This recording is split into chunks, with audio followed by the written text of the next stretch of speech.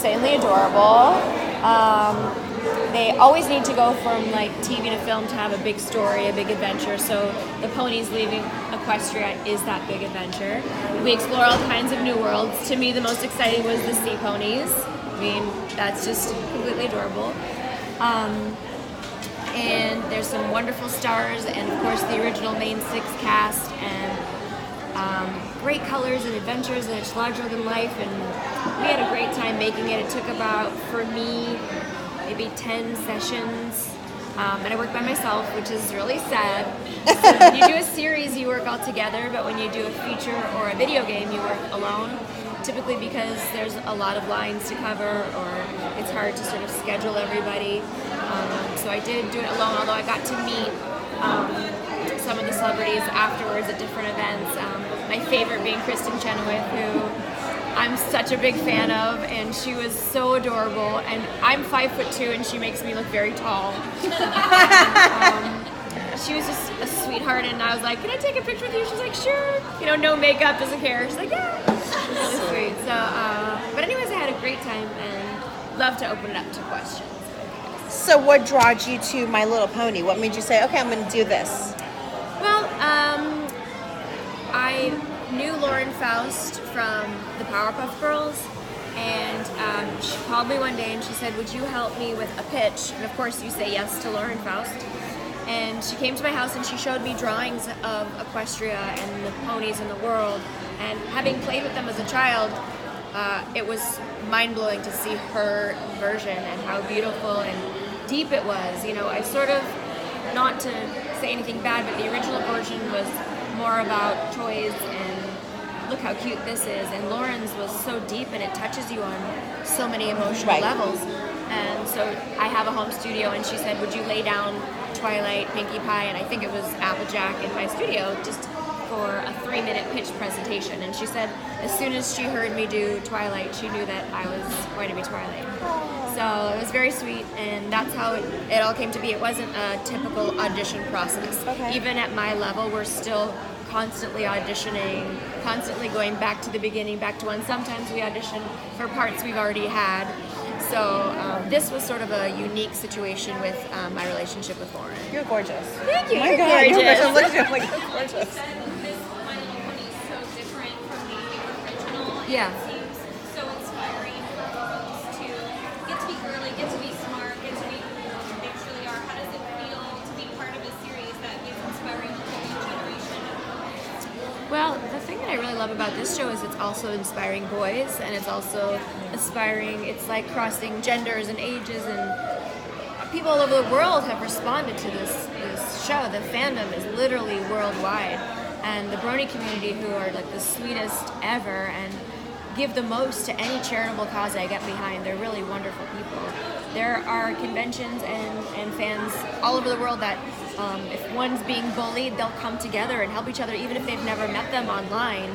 And I'm such a big advocate for standing up to bullies, and so bullies can't succeed if the child is alone, if the person's alone. And this community is so all-inclusive and embraces them. So I'm really proud to be a part of a show that inspires that inspires being inclusive and being there for each other, and no judgment, and there's no color, there's no age, there's no gender. It's just this beautiful, all-accepting world that teaches valuable lessons. I mean, sometimes I'll be doing an episode, I'm like, that's so true, I need to think that. You know, I get into a tiff with a friend, and I'm like, Twilight's right. Yeah.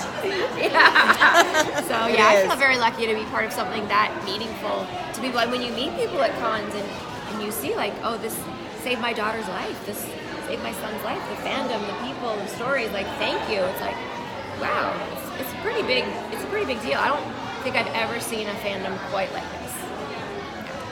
Music is such a big part of the show, and the Equestria Girls, and there's a lot of big musical numbers in the movie. When you talk about seeing those kind of come to life?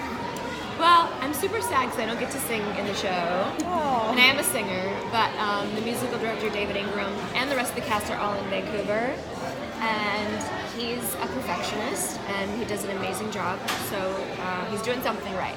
And I just can't fly back and forth for all the musical numbers. So they are beautiful and they come together great, and the singers are fantastic, and I think that the music in the show is so important. The kids all know the songs and sing the songs. I love when parents send me videos on Twitter of their kids knowing a song or dancing to a song.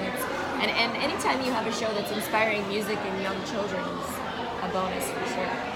Is there something about the movie that you think the average person wouldn't know, or that like you as a part of the cast have like extra insight into something that's going throughout the movie? You want inside scoop?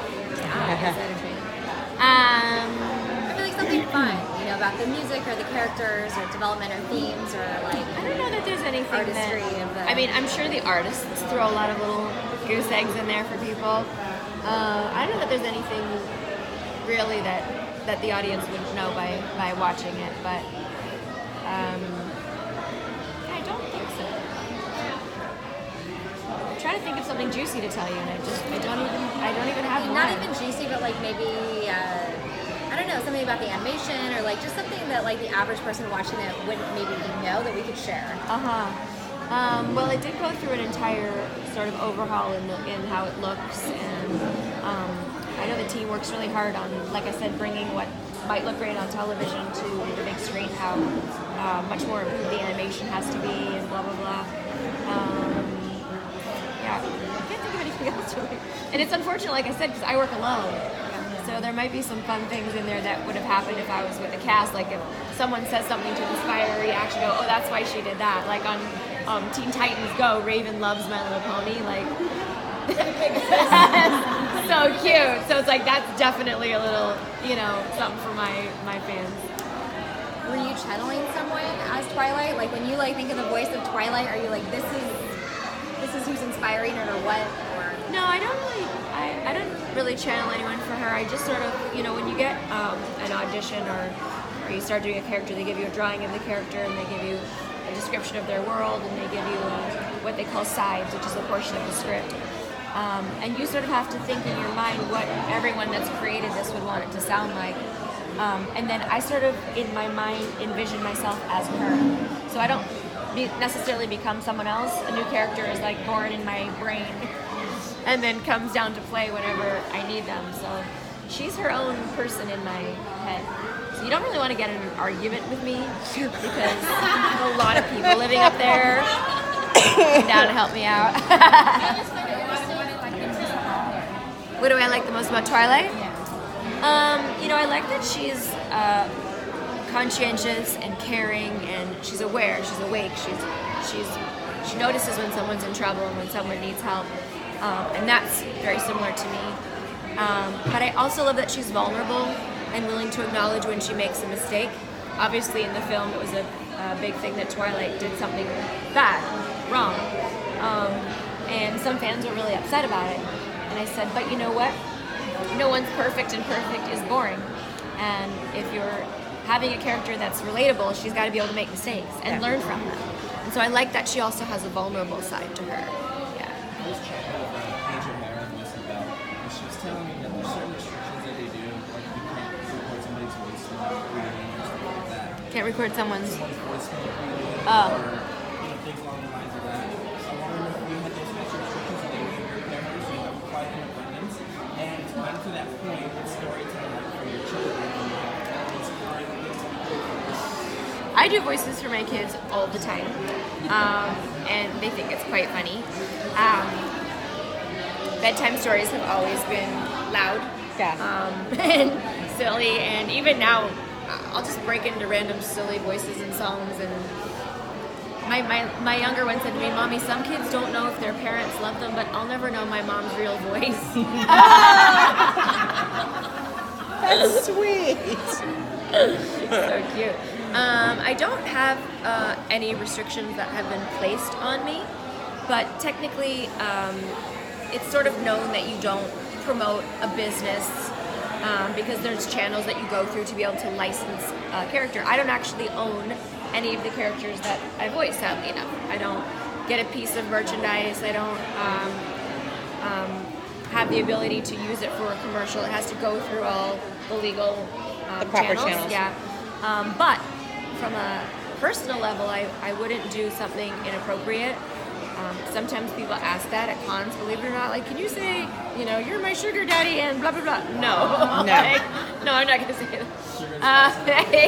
Yeah. But I will do voicemails for people, and I especially love doing calls for birthdays and sick kids and That's stuff awesome. like that. I always find it interesting to ask voice actors how they found the voice.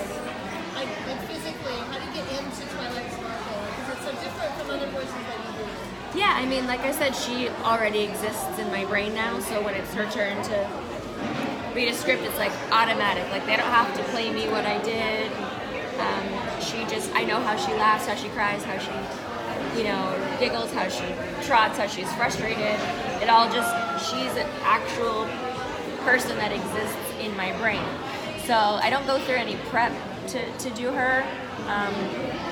But, like I said, when you're creating the character, you really imagine everything about their world.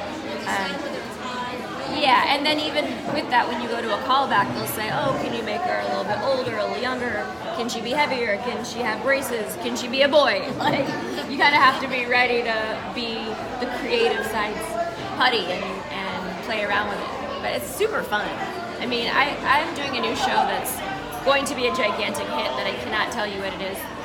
But we were having so much fun at the session last week, and I was just like, some people have to lift heavy boxes and clean yucky teeth. And like, I'm going down the list of jobs that are often like thankless and really hard, and we're like making kids laugh, and we're laughing our butts off in the session. It's the greatest job in the world. That's awesome. As Tara Strong could pick a cutie mark that encompasses your personality, what do you think it would be? Well, I have a cutie mark. Yeah, of course I have an OC. It's a heart with a microphone, and it's super cute. If you Google Tara Strong's OC, you'll see it. It's really, really cute. She's like got blonde, flowy hair. She's in a toga with like a sparkly tee. And it's it's a heart with a microphone. And my fans are so cute. I'll put out like drawing challenges for different charities, and I say, one day I did this ridiculous tweet. I went, Twilight fart sparkles. And within 5 minutes, there was like 20 different amazing drawings of Twilight Farting sparkles. That's beautiful. But there's amazing talent out there, and the fans are so ready to share it. I mean, I put out a bullying challenge, and I said, when I sign this print, 100% is going to go to whatever charity I'm doing at that convention. And I had the most amazing drawings, amazing art within, that day that are just extraordinary. So, yeah, and I just sort of decided to name her Oliki. That's my OC's name. So it's a combination of Ollie and Kiki, which are two girls that I was raising money for that had cancer that have now passed. So I kind of put those together. Yeah. Technology being everywhere, the VHS, DVD, Blu-ray, digital download, so on and so forth. How much of a mind trip is it for you to know that you will forever be immortalized for generations to come? Yeah, I wonder how they'll save it like in 100 years, right? We'll just be like, I mean, save that one. something, and they were children at the time. Their voices now, they're veterans from the Vietnam War. Yeah. In their 70s. So, do you sit back and think about that as a trip for you? I mean, it's super exciting to think that you've done something that will potentially live forever. And I think my career, I don't know what horseshoe I was born under, but they've all been such iconic characters. Like, who gets to play Batgirl and Harley and Bubbles and Twilight and Timmy Turner and Raven? Like, they're all such amazing characters, and I feel so fortunate that I've got to be a part of making them history, really. And so I acknowledge that that as a really big gift. And it is weird to think of how much things have changed, right? Like, people, I mean, someone's like, do you want a DVD of this? I'm like, what? No. Everything's downloaded now. Right. It's so weird, and I wonder what the future's going to be. I'm sure it'll be Twilights in your house. There's going to be all kinds of holograms and... Yeah, exactly. That's amazing. Wow, yeah, I mean... They're all so great. I thought Liev Schreiber did such a good job. Oh my gosh. Yeah, you know what? Everybody did a great job. I love all the new characters. What's his name? The little guy that was eating the whole time. Do you know what I'm talking about? So funny. Anyway, everybody was great.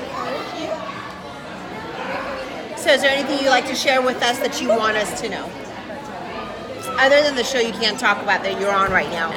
I mean, I guess just keep being awesome, and thank you for all your support over the years, and thank you for sharing stories of love and triumph and pictures of your kids on social media. It's always so cute when parents send me pictures of their kids dressed as my characters or whatever, and my Twitter's @TerraStrong, and yeah, thank you for always supporting, charities that I'm behind. What's your go-to charity? Well, right now I'm really focused on the Wildlife Learning Center. Okay. It's a zoo in Silmar that is all rescue. So if some ding dong buys a monkey and doesn't know what to do with it, or there's an injured animal, it's the Wildlife Learning Center. Wildlife Learning Center. Yeah. And they have sloths and monkeys they've got everything. and tigers, like all kinds of crazy lynx, and they're amazing. My son volunteers there. And they're wonderful. Also for mini therapy horses, and I'll tweet about it later too, but she has mini ponies that she takes to hospitals and veteran wards, and they're mini therapy horses. Where are they? I don't want to give it to you wrong. Hold on. Okay. Because there's a few. Yeah. Yes. My husband got me there we go. We got to show it to the fans. It's our little Louie. Make sure you get all your questions in, and then join your kids, and lunch will be out around Thank quarter you. 12. Yeah? Bring one over. I'm going to make sure I get it right.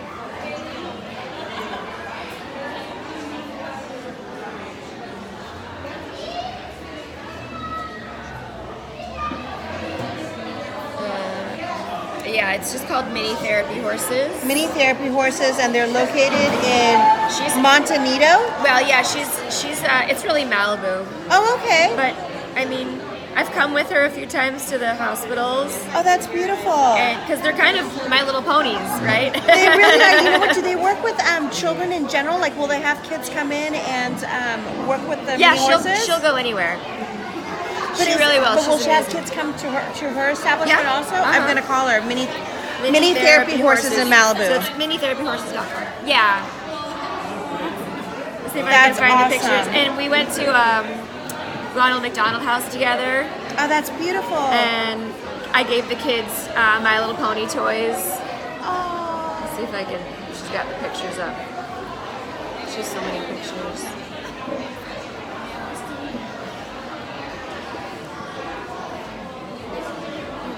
Look at that. That's beautiful. Oh, they're gorgeous. Her facilities are. Oh, that's me. her facilities are so clean. Just want to see the one where we're giving the kids the My Little Pony toys. You know, Mountain had a fire yesterday. They did. They did. Yesterday or the day before, yeah, but they were able to put it out real quick. Thank goodness. I get so scared with animals everywhere. Anyway, they're both Yeah. really great organizations. Okay. So yeah, Very cool. Very cool. Can I ask you a question that's not related to Mouse? Sure. So we saw the 200th episode of TikTok. Was that funny? How did it feel to be yourself, playing yourself? I mean, it's so true. Like, me and Greg Sipes are like, we really always just start doing selfies. We get in so much trouble together. That was so much fun and so creative, and I love that show so much. It's so silly. It's just so silly. I was doing, Greg Sipes has Have you ever been animated as yourself?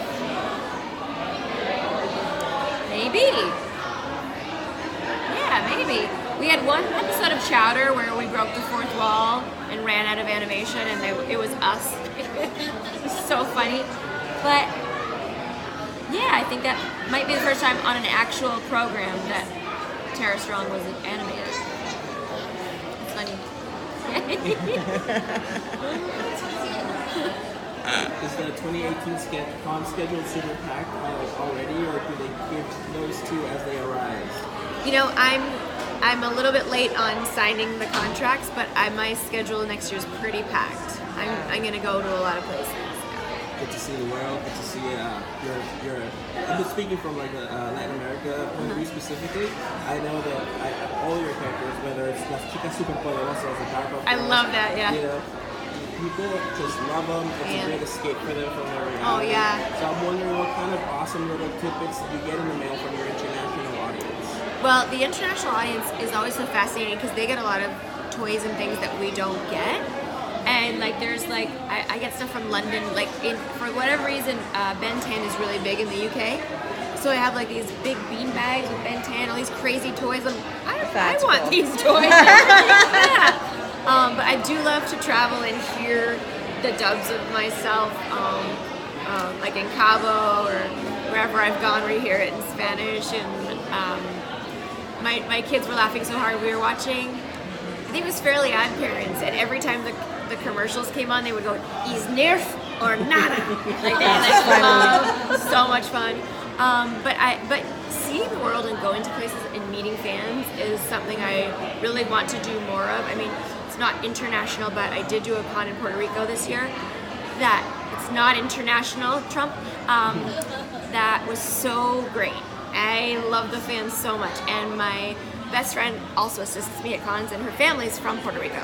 So she was with me, and her cousins were all around, and like, da, da, and they were like the most loving people ever. And I put her cousin to work beside me because the names in Puerto Rico are not English and not names that we're familiar with. Right. So they'd say, "Oh, my name is Masha Barrera," and I'm like, "Oh, how do you spell that?" And they would be like, "Ash G," and I'm like, "That's not an English letter."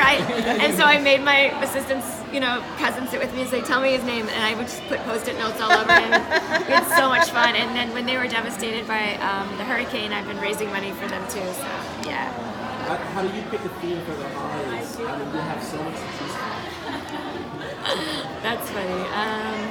I don't know. I mean, we in my house have Hanukkah decorations everywhere, and the only thing I have of any character with a Hanukkah theme is I have a really cool Rugrats menorah.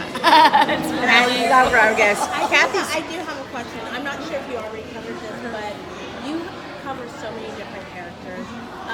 What would you like, in general, kids to take away from each of your characters?